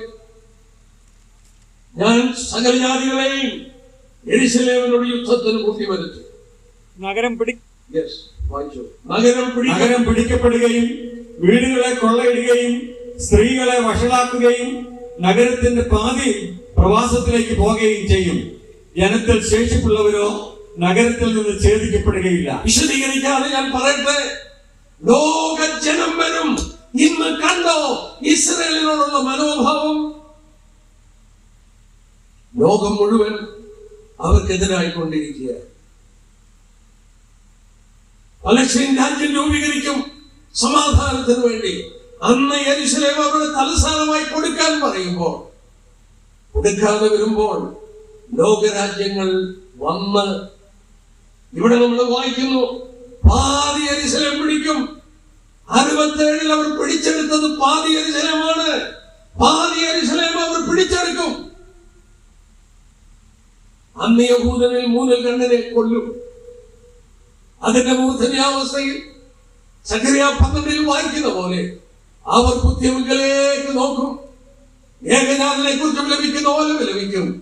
അന്ന് യേശുക്രിസ്തു മടങ്ങി ഭൂമിയിൽ വരും. അത് മഹത്വ പ്രത്യക്ഷതയാണ്. എന്നാൽ അതിന് 7 വർഷം മുമ്പ് സഭ മാറ്റപ്പെടും. ഞങ്ങളെ കേൾക്കുന്ന സഹോദരിമാരെ, സഹോദരന്മാരെ, ഞങ്ങളെ കേൾക്കുന്ന സ്നേഹിതരോട് പറയട്ടെ, ഈ സംഭവത്തിന് വേണ്ടി ലോകരാഷ്ട്രീയം ഒരുക്കപ്പെട്ടു. അങ്ങനെയാണെങ്കിൽ സഭയുടെ നിന്ന് മാറ്റപ്പെടാൻ സമയം അതിക്രമിച്ചില്ലേ? അതിക്രമിച്ചു. എപ്പോ വേണമെങ്കിലും കർത്താവിന് മടങ്ങി വരാം. അല്പകാലം. എത്ര ദിവസം നമ്മൾ ഇവിടെ ഉണ്ടെന്ന് അറിയില്ല. നാം പ്രിയം വെച്ച കർത്താവിനെ കണ്ടുമുട്ടാൻ അല്പകാലം മാത്രം ശേഷിച്ചിരിക്കുക. നമ്മുടെ കർത്താവിനെ നാം കാണും. നമ്മുടെ ദുഃഖങ്ങളും പ്രയാസങ്ങളും മാറും. നിത്യ സന്തോഷത്തിൽ നമ്മൾ കേൾക്കും. എന്നാൽ 2000 വർഷം മുമ്പ് അവരിവിടെ വന്നു. യഹൂദന്മാർ അവനെ തിരസ്കരിച്ചു. സ്വന്തത്തിലേക്ക് വന്നു. അവനെ കൈക്കൊണ്ടില്ലേ. ഞാൻ അല്പം മുമ്പ് മീറ്റിങ്ങിന് വന്നു. ഞാൻ ആ പുറകിൽ ഇരുന്ന് വേദപുസ്തകം ഓർത്തു നോക്കുകയായിരുന്നു. ആ കർത്താവ് ഈ ഭൂമിയിൽ വന്നപ്പോ ഒരു വാക്യം വായിക്കാതിരിക്കാൻ എനിക്ക് നിവൃത്തിയില്ലേ. അവന്റെ ഒരു ദിവസത്തെ ശുശ്രൂഷ അവസാനിച്ചു. പകലന്തിയോളം അവൻ അധ്വാനിച്ചു. ഒരു മനുഷ്യനായ കർത്താവിന് ക്ഷീണമുണ്ട്, വിശ്രമിക്കണം. പക്ഷേ കർത്താവ് പറഞ്ഞു, പൊറുനരികൾക്ക് കുഴിയുണ്ട്, പറവകൾക്ക് ആകാശമുണ്ട്, മനുഷ്യപുത്രന് തലചായ്പാൻ ഇടമില്ല. പ്രിയപ്പെട്ടവരെ, യോഹന്നാന്റെ സുവിശേഷം 7-ാം അധ്യായം നിങ്ങളൊന്ന് എടുത്ത് അതിന്റെ അവസാനത്തെ വാക്യവും 8-ാം അധ്യായത്തിന്റെ 1-ാം വാക്യം കൂടെ ചേർത്ത് നമുക്കൊന്ന് വായിക്കാം. യോഹന്നാന്റെ സുവിശേഷം 7-ാം അധ്യായത്തിന്റെ അവസാനം. അങ്ങനെ ഓരോരുത്തൻ താന്താന്റെ വീട്ടിൽ പോയി, യേശുവോ ഒരു മലയിലേക്ക് പോയി. മതി. ഓരോരുത്തൻ താന്താവിന്റെ വീട്ടിലേക്ക് പോയി. പകലന്തിയോളം പ്രവർത്തിച്ചും നന്മ ചെയ്തും അവരെ ഉപദേശിച്ചും കർത്താവ് അവരുടെ മധ്യത്തിൽ പ്രയത്നിച്ച ശേഷം ക്ഷീണിതനായി തലയൊന്ന് ചായ്ക്കണം. അവൻ പറഞ്ഞ വാക്കോർമ്മയുണ്ടല്ലോ, പൊറുനരികൾക്ക് കുഴിയുണ്ട്, പറവകൾക്ക് ആകാശമുണ്ട്, മനുഷ്യപുത്രന് തലചായ്പാനിടമില്ല. അന്ന് രാത്രിയിൽ കർത്താവ് അവന്റെ പകലത്തെ അധ്വാനം കഴിഞ്ഞു നിൽക്കുകയാണ്. എന്റെ മനോമുഖരത്തിൽ ഞാൻ ഇങ്ങനെ കണ്ടു, അവൻ തനിച്ചു നിൽക്കുന്നു. അവനെ കൂട്ടിക്കൊണ്ടു പോകുവാൻ ആരുമില്ല.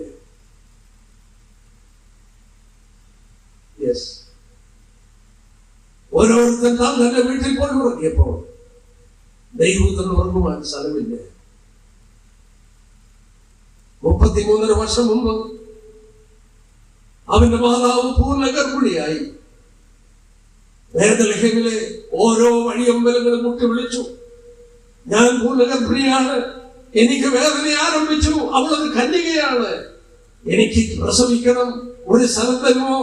അവളൊരു വാക്ക് കേട്ടു, ഇല്ല, സ്ഥലമില്ല. ആ ദൈവപുത്രന് ജനിപ്പാൻ ഇടമില്ല. എന്തിനു പറയുന്നു? അവൻ ഈ ഭൂമിയിൽ ജീവിച്ചു, അവനെ കൂട്ടിക്കൊണ്ടു പോകുവാൻ ആരുമില്ലേ? ആ രാത്രിയിൽ അവൻ ഉറങ്ങിയത് ഒലിമലയിൽ. ഞാനിങ്ങനെ ഓർക്കുന്നു, ആ ഒലിമലയിൽ പെയ്ത മഞ്ഞൊക്കെ കൊണ്ട് ഏതെങ്കിലും ഒരു മരത്തിന്റെ ചുവട്ടിൽ കർത്താവ് ഉറങ്ങി കാണും. ആരാണവൻ? അഖിലാണ്ടത്തിന്റെ ഉടയവൻ. ഒന്നുമില്ലാത്തവനായി, ദരിദ്രനായി അവൻ ഭൂമിയിൽ വന്ന് എന്തിനു വേണ്ടി? കൊരിന്ത്യർ ലേഖനത്തിൽ രേഖപ്പെടുത്തി, പരമസമ്പന്നൻ നിങ്ങൾ നിമിത്തം ദരിദ്രനായി. നമ്മളെ സമ്പന്നനാക്കാൻ അവൻ ദരിദ്രനായി തീർന്നപ്പോൾ അവന് ഒരു രാത്രി ഉറങ്ങാൻ ആരും കൂട്ടിക്കൊണ്ടു പോകുന്നില്ലേ? ഇത് വായിക്കുമ്പോൾ എന്റെ മനസ്സിൽ ഓടി വരുന്ന ഒരു ഭാഗം കൂടെ പറഞ്ഞാൽ എന്റെ പ്രസംഗം നിർത്താം. ആവർത്തന പുസ്തകം 24. അയ്യോ, കർത്താവിനെ ഞാൻ അവിടെ കാണുന്നു. ആവർത്തന പുസ്തകം 24 അതിന്റെ 19-ാമത്തെ വാക്യം. എനിക്ക് ഒരു പ്രസംഗം അവിടുന്ന് ചെയ്യാം, പക്ഷെ ഞാനതിന്റെ സത്യം പറഞ്ഞു നിർത്താം. ആവർത്തനം 24 19-ാം വാക്യം. നിന്റെ വയലിൽ വിളവ് കൊയ്തിട്ട് ഒരു കറ്റ വയലിൽ മറന്നു പോന്നാൽ അതിനെ എടുപ്പാൻ മടങ്ങി പോകരുത്. നിന്റെ ദൈവമായ യഹോവ നിന്റെ സകല പ്രവൃത്തിയിലും നിന്നെ അനുഗ്രഹിക്കേണ്ടതിന് അത് പരദേശിക്കും അനാഥനും വിധവയ്ക്കും ഇരിക്കട്ടെ. വയലിൽ കൊയ്തു, കച്ചകളൊക്കെ വീട്ടിലെടുത്തോണ്ട് പോയി, ഒരു കറ്റ മറന്നുപോയി. അപ്പോഴാണ് ഓർത്തത്, വയലിൽ അവിടെ വെച്ച കറ്റ മറന്നുപോയി. ദൈവം പ്രത്യേകാൽ പറഞ്ഞു, എടുക്കാൻ പോകരുത്. ഒന്നാലോചിച്ച് നോക്കി, മറന്ന ഒരു കറ്റ ഇങ്ങനെ ആ വയലിൽ നിൽപ്പുണ്ട്. ആർക്കുള്ളതാ? അനാഥനും വിധവയ്ക്കും പരദേശിക്കും. ആശയറ്റവർക്ക്, അവഗണിക്കപ്പെട്ടവർക്ക്, ആരുമില്ലാത്തവർക്ക്, വിധവമാർക്ക് വിശപ്പടക്കാൻ എന്നതിന് പറയുന്ന ഒരു ഊത്തിന്റെ പുസ്തകം കണ്ടോ? 2 വിധവമാർ, അവരുടെ മുന്നിൽ ഇരുട്ടല്ലാതെ ഒന്നുമില്ല, അവർക്ക് ആശയായിട്ടൊന്നുമില്ല. വയലിൽ കടന്നുപോയി മണികൾ പെറുക്കുകയാണ് വിശപ്പടക്കാൻ. ആ വയലിൽ മറന്ന കറ്റ മറ്റാരുമല്ല, ദൈവപുത്രനാണ്. ആ പുറജാതിക്കാരത്തിനൂത്ത് അവരുടെ സംതൃപ്തി കണ്ടെത്തിയത് ആ വയലിൽ വെച്ചാണ്. ഈ രാത്രി ഞാൻ പറയട്ടെ, അവൻ സ്വർഗം വിട്ട് ഭൂമിയിൽ വന്നത് നമ്മെ സമ്പന്നരാക്കാൻ. അഖിലാണ്ടത്തിന് എവിടെയവൻ പരമസമ്പന്നൻ. നിങ്ങൾ നിമിത്തം ദരിദ്രനായി, വിശപ്പും ദാഹമുള്ളവനായി, ഉറങ്ങുവാൻ സ്ഥലമില്ലാത്തവനായി, ആളുകൾ അവഗണിക്കപ്പെട്ടവനായി, അവസാനം ക്രൂശിൽ പാപത്തിന്റെ പരിഹാരത്തിന് വേണ്ടി തല ചായ്ച്ചുകൊണ്ട് അവന്റെ പിതാവിന്റെ മുഖത്തോട്ട് നോക്കി, എന്റെ ദൈവമേ, എന്റെ ദൈവമേ, നീ എന്നെ കൈവിട്ടു. എന്റെ പാപത്തിന്റെ പരിഹാരം എന്നോട് ക്ഷമാപണം തരുവാൻ, എന്നെ വീണ്ടെടുപ്പാൻ, എന്നെ ദൈവ പൈതലാക്കി മാറ്റുവാൻ, എനിക്ക് സ്വർഗത്തിന്റെ അനുഗ്രഹങ്ങൾ തരുവാൻ എന്റെ കർത്താവ് ജീവിതത്തിൽ ക്രൂശിൽ മരിച്ചു. ഞങ്ങളെ കേൾക്കുന്ന പ്രിയപ്പെട്ടവരെ, കാലം അതിന്റെ ഏതാണ്ട് അവസാന നിമിഷത്തിലായിരിക്കുകയാണ്. ദൈവത്തിന്റെ പുത്രനെ ഏത് സമയവും രണ്ടാമത് മടങ്ങി വരും. ഒന്നാമത് വന്നപ്പോൾ വേദപുസ്തകം കൊണ്ട് നടന്ന പരീക്ഷന്മാരോടും സദൂക്യരോടും അവൻ ചോദിച്ചു, ആകാശത്തിന്റെ ഭാവം നിങ്ങൾക്ക് വെളിപ്പാൻ അറിയാം, കാലലക്ഷണങ്ങൾ വിലയിരുത്തിക്കൂടെ? നമ്മുടെ ചുറ്റുമുള്ള കാലലക്ഷണം വിലയിരുത്തിക്കൂടെ? കാര്യങ്ങൾ പ്രവചനത്തിൽ പറഞ്ഞ പോലെ നടക്കുകയല്ലേ? നമ്മുടെ കർത്താവ് വരാൻ അടുത്തിരിക്കുകയല്ലേ? അതെ. എത്ര നാൾ നമുക്കുണ്ട് അറിയില്ല, എത്ര ദിവസം നമുക്കുണ്ട് അറിയില്ല. ഞങ്ങളെ കേൾക്കുന്ന ആരെങ്കിലും ഇന്നവരെയും രക്ഷിക്കപ്പെടാതിരിപ്പുണ്ട്. ആ മറന്നുപോയ കറ്റ നിങ്ങളെ സമ്പന്നരാക്കാൻ, നിങ്ങളുടെ വിശപ്പടക്കുവാൻ, രൂത്തിനെ പോലെ അനുഗ്രഹത്തിലേക്ക് ഉയർന്നു വരുവാൻ, നിങ്ങളൊരു ദൈവവൈതലായി സമാധാനത്തോടെ ജീവിപ്പാൻ ദൈവം നിങ്ങൾക്ക് വേണ്ടി കരുതിയിരിക്കുന്നതാണ്. നീ മറന്നുപോയത് അവരുടെ ഭംശം, യഹോവയുടെ തിരസ്കരണം നമുക്ക് നിരപ്പിന് കാരണമായി. സ്തോത്രം. ഞങ്ങളെ കേൾക്കുന്ന ആരെങ്കിലും ആ വിധത്തിൽ രക്ഷിക്കപ്പെടാറുണ്ടെങ്കിൽ ഈ രാത്രിയിൽ രക്ഷിക്കപ്പെടാൻ ദൈവം നിങ്ങൾക്കിടയായി.